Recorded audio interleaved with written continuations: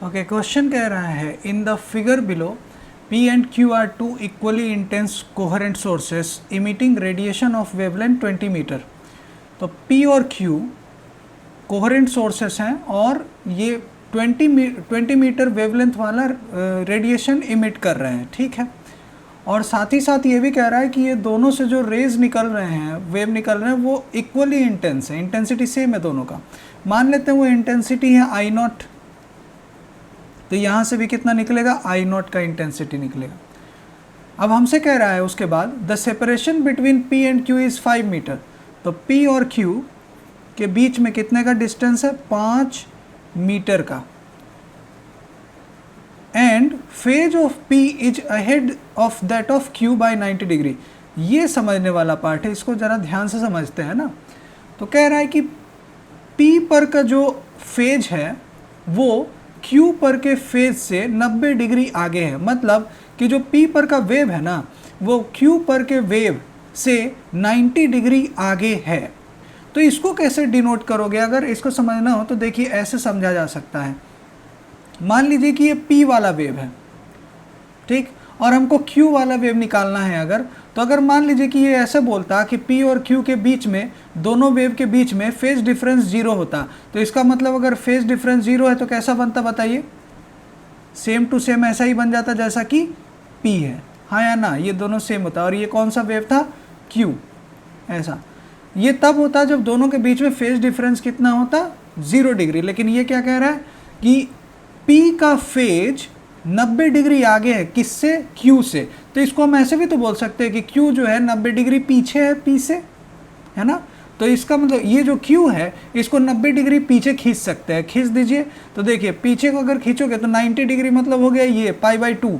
तो π/2 को मतलब यहाँ से पकड़ करके ये वेव को पीछे खींचिए, तो कहाँ कैसा बन जाएगा ये फिगर। इसको मैं फिर से बनाता हूँ, इसको मिटा करके, एक मिनट,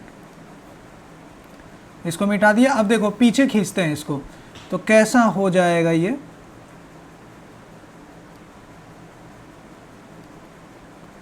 कुछ इस तरीके का बन जाएगा, ठीक है। यहाँ पे लास्ट वाला इसको मिटा देते हैं, लास्ट वाला तो नहीं है, इसको हटा दीजिए, ठीक है। तो यहाँ तक ऐसे बन गया ना। दोनों वेव को कंपेयर कीजिए, तो आपको क्या लग रहा है, Q वेव को पीछे खींचा हुआ नहीं लग रहा क्या। आप P को पकड़ करके पीछे खींच लोगे तो क्या Q नहीं बन जाएगा। और कितना पीछे खींचा है बताइए, इतना पीछे खींचा है ना, इतना। और बता सकते हैं ये कितना है, यहाँ पे क्या होता है, यहाँ पे -π/2 बोल सकते हैं इसको। तो कितना, ये 0 है और ये -π/2 है, तो दोनों के बीच में कितना का फेज डिफरेंस है, π/2। तो इससे क्या समझ में आया कि Q जो है वो पीछे है, कितना पीछे है, π/2। तो इसको हम ऐसे ही बोल सकते हैं कि P आगे है किससे, Q से, कितना, π/2। तो वही चीज़ यहाँ पे बोल रहा है। आई बात समझ में। तो अब आगे हम बढ़ सकते हैं। A, B and C are 3 distinct points of observation. A, B और C तीनों डिस्टिंक्ट पॉइंट ऑफ ऑब्जर्वेशन है। यहाँ पे हम वेव का जो इंटरफेयर करेगा, सुपर इम्पोज करेगा, उसको हम ऑब्जर्व करेंगे, ठीक है। Each equi distant from the mid point of PQ का जो मिड पॉइंट है ये वाला, यहाँ से A जितना दूरी पर है उतना ही दूरी पर B है और उतना ही दूरी पर C है, ठीक है। The intensities of radiation at A, B and C will be in the ratio.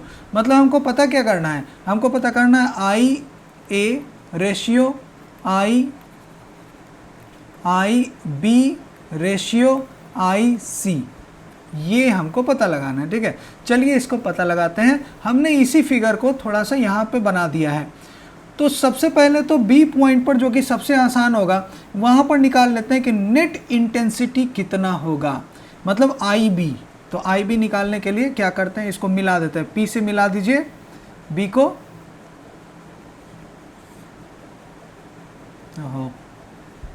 P से B को मिला दीजिए, और वैसे ही Q को मिला दीजिए B से, ये देखिए। और दोनों के दोनों, मतलब ये क्या है, ये जो बीच का पॉइंट मान लो, चलो इसको O बोल देते हैं। तो OP और OQ दोनों सेम है, इक्वी डिस्टेंट है बिल्कुल। तो यहाँ से क्या हो जाएगा, PB और BQ ये दोनों भी सेम होंगे। इसका मतलब इन दोनों के बीच में कोई फेज डिफरेंस नहीं होना चाहिए, ठीक। मतलब दोनों का जो पाथ, ऐसे भी तो सोच सकते हो कि दोनों जितना डिस्टेंस पी बी का है उतना ही डिस्टेंस क्यू बी का है, तो पाथ डिफरेंस कुछ नहीं होगा, ठीक है, इसका मतलब फेज डिफरेंस भी कुछ नहीं होगा। लेकिन इसमें ऑलरेडी बोल रखा है, पहले ही बोल रखा है कि पी पॉइंट पर जो वेव है वो क्यू से 90 डिग्री फेज आगे है, जो कि यहाँ पे फिगर हम पहले ही बता चुके हैं, ठीक है। तो हम अगर इंटेंसिटी, इसका मतलब क्या हुआ कि पी और क्यू बी के बीच में जो पाथ डिफरेंस है, पाथ डिफरेंस का मतलब नहीं है फेज डिफरेंस, ओके, क्योंकि फॉर्मूला में क्या आता है फेज डिफरेंस। तो फेज डिफरेंस कितने का है, ऑलरेडी पहले से ही 90 डिग्री का फेज डिफरेंस दे रखा है। अगर नहीं बोलता 90 डिग्री का फेज डिफरेंस, तो इन दोनों के बीच में कितने का फेज डिफरेंस होता, 0 डिग्री का, ठीक है। क्यों, क्योंकि पाथ डिफरेंस तो यहाँ पे है ही नहीं, लेकिन बोल रखा है तो ठीक है, फेज डिफरेंस हम यूज कर लेते हैं 90 डिग्री। तो बताइए कि आई बी इक्वल टू कितना हो जाएगा, आई बी हो जाएगा I1 कितना है, आई नॉट प्लस दूसरा क्या हो जाएगा आई प्लस I2, मतलब आई नॉट ये भी हो गया, दोनों का इंटेंसिटी सेम है P और Q का, plus 2 root I naught into root I naught, तो कितना हो जाएगा रूट आई नॉट का स्क्वायर, मतलब I naught into cos phi, और फाई कितना हो जाएगा, फेज डिफरेंस बोल रहा है ना 90 डिग्री, तो इसका मतलब ये तो हो गया 0, तो कितना आ गया आंसर 2I0। हमको IB पता चल गया, ठीक है। अब हमको IB पता चल चुका है, नेक्स्ट हम क्या करें, नेक्स्ट निकाल लीजिए A पॉइंट पे निकाल लेते हैं, चलो यहाँ पे। तो A पॉइंट पे निकालने के लिए हम क्या लिख सकते हैं, देखो यहाँ से लेकर के ये वाला, यहाँ से लेकर के यहाँ तक डिस्टेंस कितना है, ये पाथ लेंथ है PA, और यहाँ से लेकर के यहाँ तक का जो पाथ लेंथ है वो है QA। तो अगर हमको ये पता करना है कि इन दोनों P और Q जो सोर्स है, लाइट का सोर्स, उन दोनों के बीच में कितना का पाथ डिफरेंस है, मतलब पथांतर वो कितना है, तो हम क्या लिख सकते हैं PA माइनस QA, है ना, इतना ही तो एक्स्ट्रा है, PQ एक्स्ट्रा है, तो हम लिख सकते हैं क्या फॉर A। अब हम A पर आ चुके हैं, A के लिए लिखना पड़ेगा डेल्टा x इक्वल टू कितना हो जाएगा, ये PA माइनस और ये हो जाएगा QA, और ये किसके बराबर है, 5 के बराबर है ना, तो दिया हुआ तो है, ये बीच का जो डिस्टेंस है वो कितना है 5 मीटर, यहाँ पे लिखा हुआ है ना PQ के बीच में 5, तो इसीलिए 5 हो गया। अब ये हो गया पथांतर, पाथ डिफरेंस, ठीक है, और ये पाथ डिफरेंस किसके कारण आया है, ये फिगर के कारण आया है, ठीक है।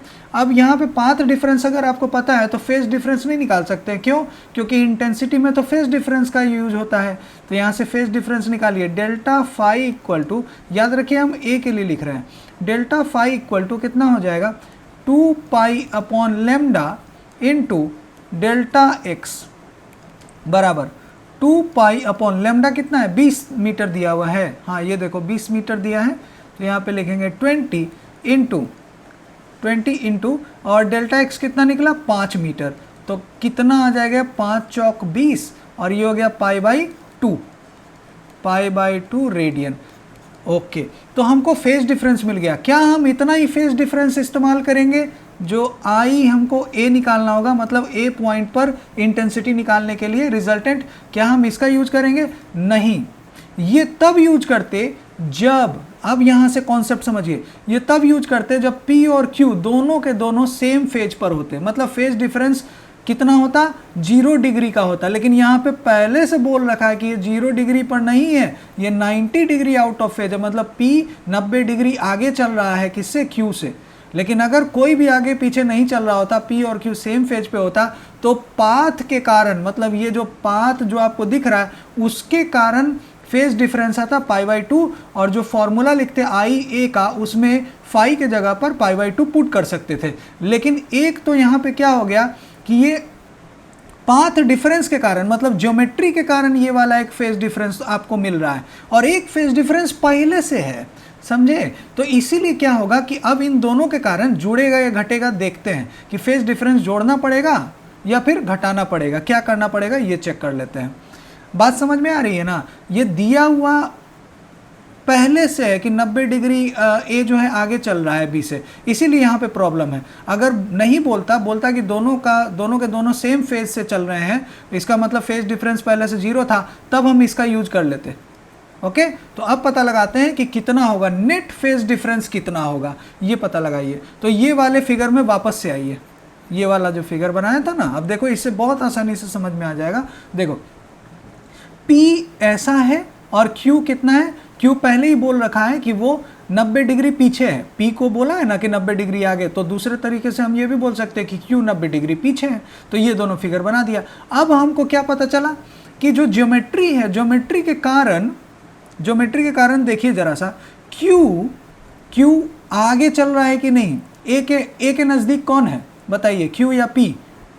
हम A पे निकाल रहे हैं ना, तो A के नज़दीक कौन है, Q। तो मतलब Q आगे चल रहा है और P पीछे चल रहा है ज्योमेट्री से, ठीक है। और कितना आगे चल रहा है Q, 90 डिग्री, है ना। ये देखो ज्योमेट्री से हमने निकाला ना, कितना का रेडियन आगे चल रहा है, ये π/2। लेकिन कौन चल रहा है आगे, Q, इस बार Q चल रहा है। और इससे मतलब पहले जो क्वेश्चन दिया हुआ है उसमें ये वाला फिगर है, लेकिन अभी हमने देखा कि Q जो है वो आगे चल रहा है, कितना, ज्योमेट्री से 90 डिग्री। तो अब हमको इसी फिगर में क्या करना पड़ेगा, इस फिगर में Q को π/2 मतलब 90 डिग्री आगे भेज दीजिए, आगे स्लाइड करा दीजिए 90 डिग्री।